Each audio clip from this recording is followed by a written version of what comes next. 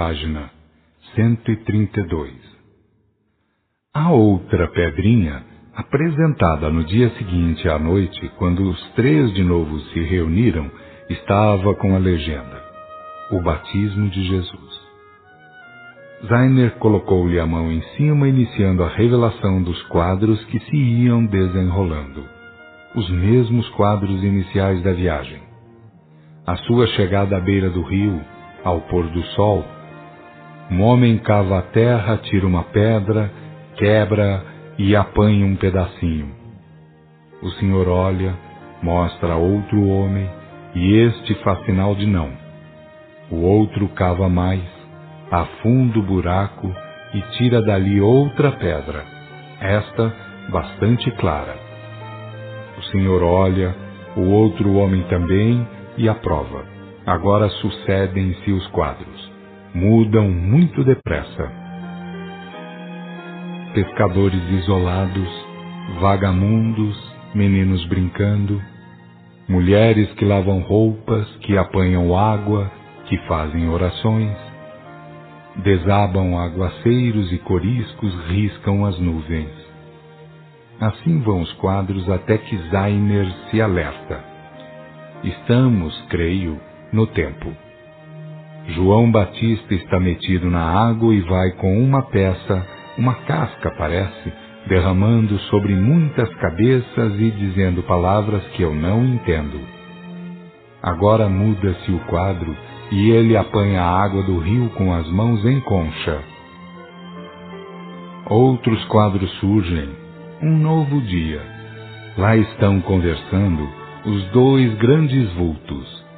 João vestido de peles, queimado de sol, bastante moreno, em confronto com Jesus, que está vestido com a túnica branca de sempre, um branco opala, simples, muito simples. Jesus é castanho claro, está maravilhosamente visível. É manso, é sereno, é todo convicção. Agora entra na água, é batizado por João. O espaço ilumina-se, brilha, ouve-se como que um trovão, e muitos que ali estão se ajoelham. Todos olham para cima, parece que desejando ver alguma coisa. O sol brilha, não foi trovão. Zainer cai em pranto, não fala mais. É o guia quem o toma e explica. Quanta graça nas coisas de Deus! Quem dera que os homens aprendessem a grande lição com as pedras. Tudo está registrado. A natureza guarda de tudo a mais perfeita lembrança, porque está imantada, está magnetizada. É sublime, é divino, irmãos, o que se está vendo e rememorando. Louvemos o Pai Divino, que assim fez até as pedras, capazes de guardar semelhantes imagens. Quanto poderemos nós guardar, irmãos, em nossos corações, quando soubermos compreender e amar como dignos filhos de Deus? Pouco depois, recomeçada a fala, Zainer relatou. É João, para trás, em outros dias anteriores, quem ainda batiza, acompanhado de muitos outros homens, todos vestidos como os nazireus, os profetas de Israel. Passam os quadros, perdem-se os dias no passado, tudo muito depressa, como se alguém estivesse precipitando. Zainer volveu ao normal, apresentando o Sr. Semir outra pedrinha. Nesta estava escrito: Mar Morto. Legal. Depois dos quadros preliminares, viu o psicômetra. Eis-nos entre as montanhas e as praias desertas do Mar Morto, que se confundem com os dias cálidos e as noites de luar prateado e brilhante, porém tomados de angústia. Apresenta-se um letreiro onde se lê a palavra Vespasiano. Apresenta-se outro letreiro onde se lê esta sentença: fim do grandioso cenáculo essênio. um dos baluartes do profetismo hebreu. Ainda outro letreiro cujas palavras dizem: neste rincão maravilhoso, longe do mundo materialista e saturado de vícios, aguardou Jesus a sua hora de entrar para o ministério a que viera, executando a lei e batizando em espírito. Zainer silencia, constrange-se todo e relata. Anuncia um ano de 70, pairam no ar as tragédias cometidas por Vespasiano. Há sofrimentos até nas pedras. Os homens, as mulheres, todos aflitos, aprontam urnas e enterram-nas. Milhares de potes são postos em furnas para que fiquem imunes ao vandalismo que se aproxima. Descem do alto grandes e brilhantes estrelas. Celestes mensageiros informam. Os essênios deixam suas terras, seus rincões solitários e ungidos de sublime espiritualidade. Marcham e espalham-se, participam dos trabalhos do caminho do Senhor. Mais uma estacada para Zainer anunciar. Estamos regredindo no tempo. Agora é um tempo de paz, de trabalho e de sublimes contatos espirituais. Os mestres do mundo espiritual assistem de modo ostensivo, deixam cair filamentos luminosos naquelas direções. Estamos entrando. Vamos para uma sala cavada na rocha. Temos pela frente uma reunião de caráter mediúnico. Homens e mulheres encontram-se revestidos de luz gloriosa, de azul e ouro, de verde e opala, de amarelo brilhante. O moço Jesus está no centro, sentado, cabisbaixo e todo aureolado de intensíssima luz opalina, cujos raios atingem longe, muito além das pedras e dos lagos. É fantástico, é fantástico. Zainer derrama fartas lágrimas de tanta comoção. A visão cessa por um pouco, até que Zainer se repõe. Pouco depois continua cheio de unção. Das alturas correspondem. Legiões luminosas descem, envolvem o local e música divinal espraia-se pela terra inteira. Há luz, há esplendor por todas as partes. O céu envolve o mundo, o céu cobre a terra. Agora termina a sessão. Cada qual toma seu rumo com a alma em êxtase. Todos estão luminosos, todos brilham. Zainer leu de novo o letreiro que lhe apresentaram, anunciando. Apareceu escrito no espaço: amai a Deus em espírito e verdade, amai o vosso próximo até a renúncia, e cultivai a revelação com inteireza de elevação, porque só assim estareis executando a lei de Deus. Refeitos, pois a emoção fora tremenda, os três homens passaram alguns minutos comentando os fatos. Quanto a Zainer, dizia que seus relatos estavam muito longe de refletir os fatos, os quadros vistos. Onde quer que Jesus apareça, disse ele, forma-se um halo de estranho e glorioso esplendor, uma estuância espiritual que não é possível refletir através de palavras. O presidente considerou. Ser ungido é ser selado, é estar investido de poder e de autoridade, em um grau que transcende ao poder humano de concepção. É representar o Pai Divino, é ser embaixador celestial e, portanto, deve participar da glória divina e deve filtrá-la de modo patente. Em um Cristo planetário, digo eu, ninguém deve ver apenas um indivíduo celestializado ou divinizado, mas sim o delegado do próprio Deus. Quando ele, o presidente, terminou a sua alocução, ecoou no recinto uma voz estrondosa que disse: assim deveis compreender, um filho cristificado, apresentado como delegado, a fim de constituir o modelo divino, o molde perfeito para que os demais filhos tenham em que se modelar, para se irem aperfeiçoando. Houve um grande tremor em todos por causa daquela voz potentíssima. Tudo serenado, Semir apresentou outra pedrinha, cujo cartãozinho dizia Calvário. Zainer colocou a mão direita sobre a pedrinha, havendo imediatamente caído em grande angústia por causa das vibrações que ela emitia. Que tristeza, meu Deus! Exclamou o psicômetra. Há uma treva cobrindo a paisagem. Tudo se desenrola debaixo de fúnebre cobertura. Parece que a tristeza envolve ainda o local do tremendo crime. E vão passando, vão entrando e saindo quadros, tudo porém triste, muito triste. Depois de breves relatos, vendo gente subir ruas e orar aqui e ali, chegou o tempo certo, o quadro tenebroso. Eis que chega o tempo. Há tumulto em toda Jerusalém. As ruas estão apinhadas. Gentes comentam o fato com medo uns, com entusiasmo outros. Os ares estão conturbados por baixo, mas há muita luz e muito esplendor em cima, nas alturas.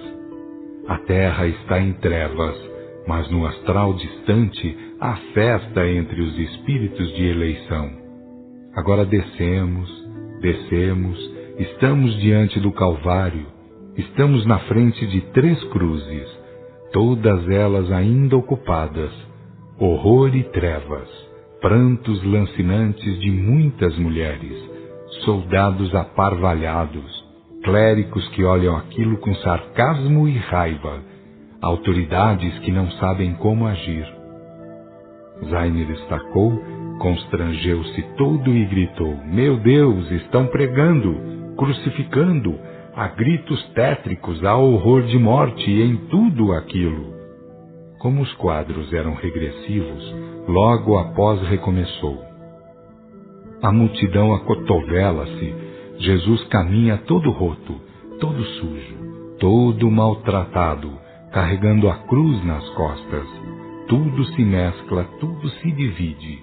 É que alguns choram, enquanto que outros se alegram loucamente. Soldados chicoteiam, alguns homens cospem no rosto de Jesus. Ao longe, algumas mulheres se entregam ao pranto e à oração, porque Deus, somente Deus, poderá saber de tudo e de tudo dispor. Em suas almas, em seus corações, bem estamos vendo a trevas e a esperança. Jesus havia dito tudo, havia prevenido de tudo quanto ocorreria. Mais um lapso, breve lapso, e tudo recomeça. Jesus diante de Pilatos, Jesus defronte a Herodes, Jesus devolvido a Pilatos, está ferido, maltratado, ensanguentado, mas está impávido, está celestial. Envolvem-no as luzes de cima, das legiões que o cercam. É Deus, é a luz divina que o ilumina e sustenta. O mundo cometeu um crime, porém terá que resgatá-lo. A lei de Deus paira no ar, balouça como se estivesse clamando por justiça. Vejo as tábuas da lei que vibram no alto, bem no alto, anunciando tempos de treva e de dor. Mais um breve silêncio e prossegue. Estamos no horto, é noite. Judas vem na frente, Jesus espera-o e dirige-lhe algumas palavras. Judas beija-o. Jesus torna-lhe dizer 2 ou 3 palavras. Muitos homens armados cercam e prendem a Jesus. Há tumulto e correrias. Alguns homens querem espancar. Judas brada que não. Judas detém alguns homens exaltados. Jesus é amarrado e conduzido preso. O guia anuncia a Zainer o fim dos quadros. De fato, cessam as visões transmitidas pela pedrinha. O sírio riquíssimo apresenta outra, cujo cartãozinho diz Monte Sinai. Zainer coloca a mão direita sobre ela, enquanto que a voz potentíssima volta e anuncia: entre Jesus e a lei de Deus não há diferença, porque o Cristo é a lei vivida em condição humana. A lei contém a moral que dignifica, o amor que diviniza e a revelação que adverte, ilustra e consola. Em Jesus sabei-o a isso mesmo, além de haver o derrame de Espírito sobre toda a carne. Passado o momento de exaltação, Zainer começa a relatar. Surgem os quadros preliminares. Vão se repetindo os fatos regressivamente. Estamos vendo o Monte Sinai. No alto está coberto de nuvens densas, como se fossem densas fumaças fosforescentes. Um grande polvo estende-se pelo vale. Fremem os ares com o pavor, com o terror que medra naquela gente toda. Surge Moisés. Parece-se com João Batista. Digo ser João Batista pelos traços fisionômicos. É frágil de corpo, mas a energia vem do mundo espiritual que o envolve. Legiões de almas luminosas envolve-lhe a personalidade e dizem-lhe o que fazer. Moisés reflete o estranho poder. Dele partem chispas de luz. Moisés é um homem cintilante. Suas faculdades mediúnicas parece que incendeiam. Nota de rodapé. Conforme informações do divino autor, Moisés e João Batista são o mesmo espírito, desempenhando missões em diferentes roupagens carnais, em diferentes locais e tempos. Moisés era um médium incandescente. Ninguém conseguia olhar frontalmente para ele, tal a luminosidade que transmitia. Foi o médium que produziu os maiores e grandiosos fenômenos mediúnicos encontrados na Bíblia judaico-cristã. Houve uma parada e o quadro mudou-se. Moisés fala ao povo e o povo teme a sua presença. O povo afasta-se. Moisés dirige-se ao monte, procura o caminho, sobe, entra naquela nuvem fosforescente.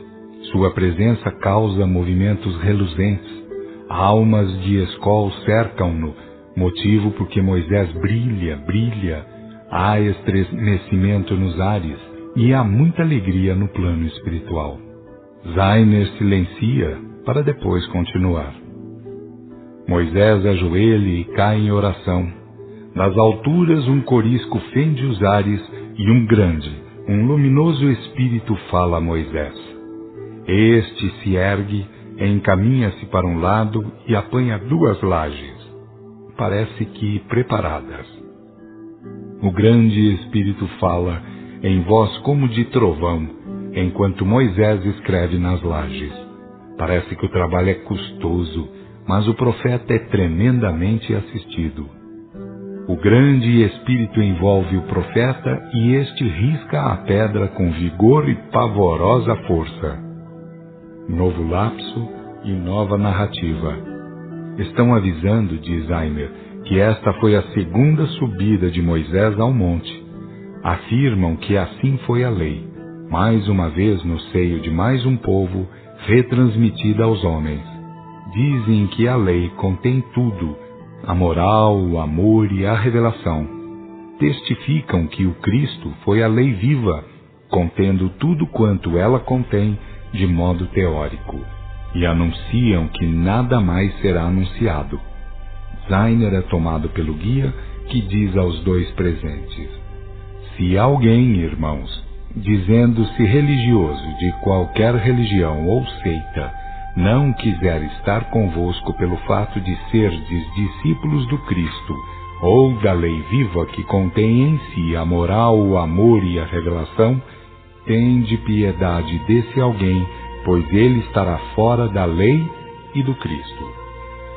Quanto a vós outros, servidores da excelsa doutrina, sabei que o erro e a ignorância desse alguém, desse infeliz alguém, em nada vos poderia honrar. Sede, pois, dignos filhos do Pai Divino, que vos enviou em todos os tempos grandes reveladores, tendo-vos enviado Cristo planetário na ocasião propícia, para tornar o conhecimento da verdade de alcance geral ou generalizado. A verdade como doutrina é a mesma lei, e o Cristo como divino modelo é a expressão da lei em caráter humano. Se souberdes cultivar a lei ou executá-la consoante a demonstração feita pelo Cristo, estareis com a moral, com o amor e com a revelação. Estareis, portanto, com todas as virtudes e com todos os conhecimentos necessários.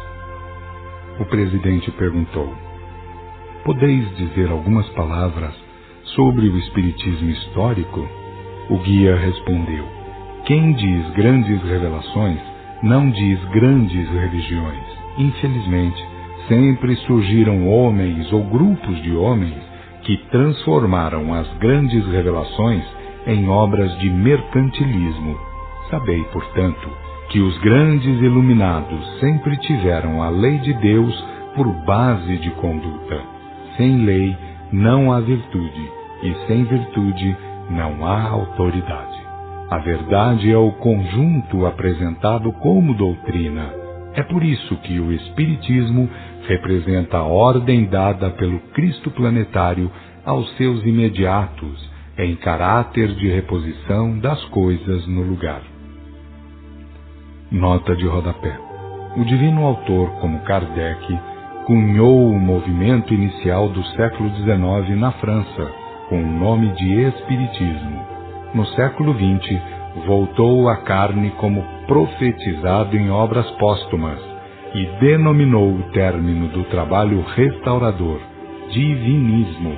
Essa é a nova denominação da doutrina do caminho do Senhor. Tendes no Espiritismo a moral, o amor e a revelação. Posso dizer-vos mais: aquele que recebeu a incumbência de dirigir os trabalhos restauradores sob a égide do Cristo planetário, dá-se por feliz de estar cumprindo com os seus deveres. A doutrina que Jesus apresentou como provinda do Pai Divino foi restaurada como tal e como tal está sendo levada aos confins da terra. Muito obrigado, disse o presidente. Não há que agradecer porque estamos fazendo a parte que nos cumpre. É de todo glorioso servir a Jesus e aos seus imediatos. Tendo em mente, porém, que aí ficará a doutrina reposta no lugar, ficando cada um responsável pelo uso que dela fizer. Ninguém poderá deslocar para outrem a sua responsabilidade individual, o produto de suas obras. Vide o capítulo final do Apocalipse, pois a obra restauradora é o seu prosseguimento, é o Novíssimo Testamento. O guia despediu-se, houve silêncio e oração. Ao terminar a tarefa que nos encomendaram, em companhia de muitos outros irmãos e amigos, queremos também render graças ao céu, porque ela nos favoreceu o trabalho bendito, além de nos propiciar belíssimas oportunidades de observações infinitamente deslumbrantes. As maravilhosas faculdades do psicômetra foram vertentes de formosíssimas revelações também para nós, os servidores deste lado. E por tudo quanto nos fora dado, nossas almas rendem graças ao Todo-Poderoso, que é íntimo a tudo e a todos, porque é onipresente, onisciente e onipotente. E se é verdade irrevogável que o progresso cumpre a todos os filhos de Deus realizar, é também lei inderrogável que ele será feito sob graças ou sob dores, segundo como for o comportamento de cada um. Não nos julgueis exagerados em matéria de exigência moral. Compreendei que, experimentados que somos, fomos para isso enviados, para falar a linguagem da experiência. Nossas dores representam para convosco o grande brado de alerta. Nossas falhas hão de valer, por certo, advertências de tremenda importância. A hora cíclico-histórica reclama atenção, muita atenção, porque é de caráter transitivo. É a passagem de uma era para outra, sendo indispensável lembrar aquele tema onde figuram cabritos e ovelhas, os da esquerda e os da direita. Como a verdadeira mestra é a lei de Deus, assim como Jesus, vivendo-a, foi apresentado como mestre ou modelo, procurai realizá-la em moral, em amor e em revelação, pois assim obtereis duas vantagens fundamentais. Pelo conhecimento da verdade dareis fim aos conceitos enigmáticos, misteriosos e milagrosos de que se valeram as instituições medíocres, rotuladas de religiões, para se imporem aos povos menos avisados. E, pela execução das verdades em vossos atos em geral, tornando-vos-eis realmente livres. E então repetireis com Jesus, quando refletiu em palavras o grau de união em que se encontrava para com o Pai Divino. O Filho do Homem veio do céu e está no céu. Respondei, irmãos, a esta pergunta: seria possível alguém dizer isso estando em desarmonia com a lei de Deus ou a vontade de Deus? Atendei, pois, a este conselho. Não é de ladainhas, não é de formalismos que a providência está necessitando por parte dos habitantes da terra. É de obras dignas, é de exemplos libertadores, consoante aquele que foi apresentado como divino modelo. Ninguém se confunda, portanto, esperando por algum redentor de fora, porque disso jamais haverá na ordem divina. Cada qual tem em si mesmo o reino do céu e deve trabalhar para despertá-lo, porque não virá com mostras exteriores. Eu, que um dia fiz um curso de aprendizado, depois de sofrer as penas decorrentes de minhas faltas, compreendi aquilo que deveis compreender, mais cedo ou mais tarde. Isto é, compreendi que a lei de Deus contém tudo, sendo que o Cristo de tudo é a testemunha viva, por exemplificar a moral, o amor e a revelação. Se o vosso irmão, portanto, estiver contra estes fatores básicos, alertai-o, visto ser impossível estar com Deus e contra Deus ao mesmo tempo. Raciocinai e vede, que vos pedimos inteligência, amor e trabalho, porque isso mesmo pedimos a nós mesmos, que somos iguais em origem, processo evolutivo e finalidade.